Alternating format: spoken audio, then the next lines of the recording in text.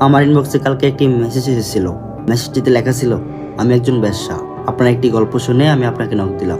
জানি ভাবছেন মজা করছি, কিন্তু আমি মজা করছি না, সত্যিটাই বলছি।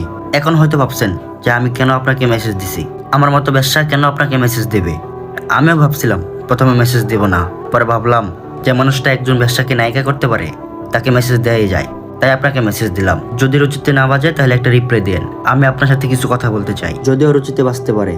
কত মানুষকে দেখলাম রাতের অন্ধকারে আমাকে আদর করতে করতে মরে যাওয়ার মতো অবস্থা, অথচ দিনের আলোয় আমাকে সহ্য করতে পারে না, গালি দেয়। আমি মেসেজটা দেখে কতক্ষণ চুপ করে বসে থাকলাম, তারপর প্রোফাইলটা চেক করলাম, তারপর বললাম, হ্যাঁ ঠিক আছে বলেন। আমার শুনতে কোনো আপত্তি নেই। মেয়েটি মেসেজটি রিপ্লাই দিল পরের দিন, বলল, দুঃখিত, আপনি যখন আমাকে মেসেজ দিয়েছিলেন আমি তখন অন্য একজনের ফাইল পূরণ করতে ব্যস্ত ছিলাম, তাই আমি টিকটকে ছিলাম না। যাই হোক, আপনাকে নক দিয়েছি আমার জীবন কাহিনী শোনানোর জন্য। আপনি কি শুনবেন? না শুনলেও খুব একটা ক্ষতি নেই, তারপরেও আমি আপনাকে শোনাতে চাই। আমি গুলশানের বাবা মার সাথেই বড় হয়েছি। আমি লেখাপড়ায় খুব ভালো ছিলাম। বাবা মার সাথে বাবা মার আদর শাসনে 8-10টা সুখী পরিবারের মতোই কেটে যাচ্ছিল জীবন। কিন্তু বিপত্তি বাঁধলো ইন্টার পরীক্ষার পর। যখন আমি সবার মতো ভর্তি পরীক্ষার জন্য প্রস্তুতি নিচ্ছিলাম, তখনই মা মারা যায় হার্ট অ্যাটাকে। এরপর মাকে চিরবিদায় দিয়ে শুরু হলো আমার আর বাবার পথ চলা।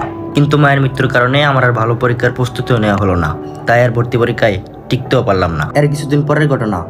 মায়ের অভাবে নাকি মায়ের শরীরের অভাবে বাবা এতটাই ক্ষুধার্ত হয়ে পড়েন যে আমাদের বাড়ির কাজের মেয়ের উপর ঝাঁপিয়ে পড়েন। শুধু আমি থাকাই বুয়া কোনো মতে রক্ষা পেয়ে গেছিল। এরপর বাবা দ্বিতীয় আরেকটি বিয়ে করেন। নতুন মা আমাকে বরাবরের মতোই মেনে নিতে পারেনি, ঘরের সব কাজ করাতেন আমাকে দিয়ে। এভাবে যাচ্ছিল দিন। কিন্তু কিছুদিন পর নতুন মায়ের একজন আত্মীয় আমাদের বাড়িতে আসেন। লোকটা সৌদি আরবে থাকেন। লোকটা আমাকে একা পেলেই উল্টাপাল্টা মন্তব্য করতেন, বলতেন আমি খুব সেক্সি, আমি খুব পারবো, ইত্যাদি ইত্যাদি। এ কারণে আমি তাকে এড়িয়ে চলতাম। কিন্তু তখন আমি বুঝতে পারিনি যে আমার জীবনে কি দিন আসতে যাচ্ছে।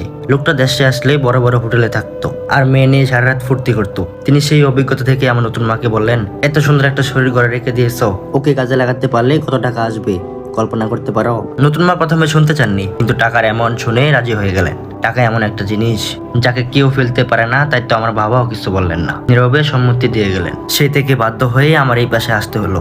লোকটা 5 স্টার হোটেলে আমাকে ঠিক করে দিলেন। সেখান থেকে গাড়ি পাঠায়, আমি যাই, আর তাদের ফুর্তি শেষ হলে আমি ফিরে আসি। আর সব টাকা যায় আমার মায়ের হাতে। জানেন, আমাকে একটা মোবাইল ব্যবহার করতেও দেওয়া হয় না। যদি পালিয়ে যাই, একটা পুরোনো কম্পিউটার আছে, এটাতে অনেক বলে নেটটা লাগিয়েছি। জানেন, আমাকে ঘর থেকেও বাইরে হতে দেয় না। শুধু বের হতে পারি হোটেলের গাড়ি আসলে। হোটেলের গাড়ি আসলেও তারা আমাকে স্বাধীনতা দেয় না, কারণ আমার মতো মালকে তারা হাতছাড়া করতে চায় না। আরো শুনবেন, আমাকে ঠিক মতো খেতেও দেয় না, কারণ যদি বেশি খেলে আমি মোটা হয়ে যাই।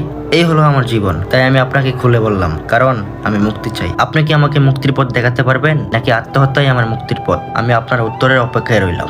পুরো মেসেজটা পড়ে আমি চুপ করে রইলাম। আমি কি উত্তর দিব আমার জানা নাই।